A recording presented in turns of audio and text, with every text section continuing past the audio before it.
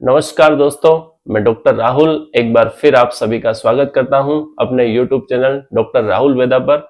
आज हम एक बहुत ही मुख्य बीमारी के बारे में बात करने जा रहे हैं जिसका नाम है ब्लड प्रेशर।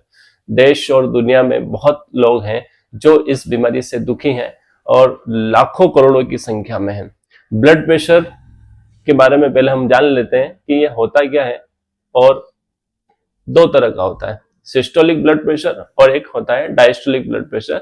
सिस्टोलिक में क्या होता है, जब हार्ट अवकुंचन करता है मतलब पिचकता है, जिसको अपन सामान्य भाषा में बोले कि हार्ट जब पिचकता है तो उसको सिस्टोलिक कहते हैं। हार्ट जब विस्फारित होता है तो उसको डायस्टोलिक ब्लड प्रेशर कहा जाता है।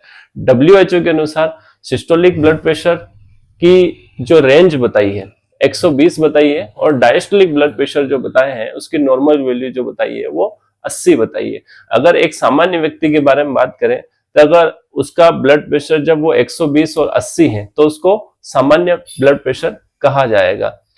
इससे ऊपर जब 120 से ऊपर जब ब्लड प्रेशर जाता है तो उसको हाई ब्लड प्रेशर में लिया जाता है। 120 से जब नीचे जाता है तो उसको लो ब्लड प्रेशर में लिया जाता है। अब हाई ब्लड प्रेशर के लिए तो एलोपैथिक और आयुर्वेद में बहुत सारी दवाएं बनी हैं जिसके बारे में अपन कल्पना भी नहीं कर सकते कि इतनी सारी दवाएं अपने पास है। लेकिन लो बीपी के लिए आज तक दुनिया में ऐसी कोई विशेष दवा बनी नहीं है जिससे कि लोगों को निजात मिल सके। तो लो ब्लड प्रेशर के लिए मैं कुछ ऐसी रसोई घर में उपलब्ध होने वाली जो अपने घर के अंदर मिल जाती है ऐसी कुछ दवाएं बताने जा रहा हूं या वस्तुएं बताने जा रहा हूं जिससे कि हम हमेशा के लिए लो ब्लड प्रेशर से निजात पा सके। पहले हम बात कर लें कि लो ब्लड प्रेशर में होता क्या है। लो ब्लड प्रेशर में व्यक्ति को चक्कर आते हैं, थकान सी रहती है, उनको बॉडी पेन रहता है, जिनके पांव में दर्द होता है। अक्सर पुरुषों की तुलना में महिलाओं को लो ब्लड प्रेशर की शिकायत ज्यादा रहती है। तो इससे निजात पाने के लिए हमारे घर के रसोई घर में गुड़ आसानी से मिल जाता है। उस गुड़ का सेवन कैसे करना है, एक गिलास पानी लेना है, उसमें 15 से 20 ग्राम गुड़ लेना है, उसमें नींबू और थोड़ा नमक मिला के अगर दिन में 2 से 3 बार अपन नियमित रूप से सेवन करेंगे तो बीपी जो है लो बीपी उससे बहुत आसानी से निजात मिल जाएगी। इसके अलावा एक बहुत अच्छी दवा और है, जो लोग अनार का रस का सेवन कर सकते हैं, जो अनार का रस ला सकते हैं, उनको रोजाना क्या करना है, 1 कप अनार का रस लेना है, आधा चम्मच नमक मिलाना है, सुबह उठते से ही इस अनार के रस का सेवन करेंगे। लगभग 15 से 20 दिन तक रोजाना करना है।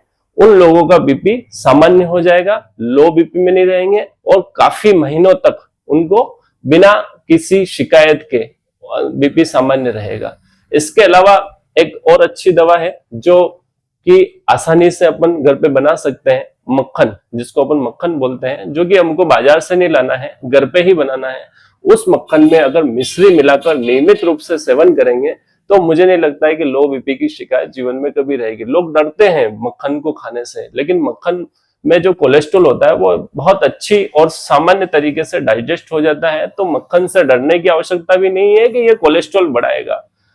इसलिए मक्खन और मिश्री का सेवन नियमित रूप से करें। इसके अलावा मिश्री नहीं मिल पाए तो हमको गुड़ मिला सकते हैं, मक्खन के साथ गुड़ मिला के सेवन करें तो भी आराम मिल जाएगा। इसके अलावा बहुत लोगों को जब अनार का रस नहीं मिल पाता है तो वो संतरे के रस में भी उसका सेवन कर सकते हैं। गन्ने का जो रस है वो आसानी से मिल जाता है, गन्ने के रस में भी नमक मिला के अगर अपन नियमित रूप से सेवन करेंगे तो लो बीपी की शिकायत से निजात आराम से मिल जाएगी। एक बहुत अच्छी दवा जो आयुर्वेद में है, जो ब्लड प्रेशर के लिए लो बीपी के लिए बनी है, जिसको अपन शिलाजीत बोलते हैं। सब लोग इसके बारे में जानते हैं और ये नहीं जानते हैं कि लो बीपी की भी बहुत अच्छी दवा है। तो लो बीपी की दवा के लिए शिलाजीत का सेवन कैसे करें, एक गेहूं के दाने जितना शिलाजीत लेना है, थोड़ी मिश्री लेनी है और दूध में मिला के पीना है सुबह और रात को। और इसके कुछ ही महीनों के सेवन के बाद लो बीपी से आराम से निजात मिल जाएगी और परमानेंटली लो बीपी ठीक होने की संभावना काफी हद तक रहेगी। और अधिक जानकारी के लिए हमारे चैनल को सब्सक्राइब करें, लाइक करें, शेयर करें। धन्यवाद।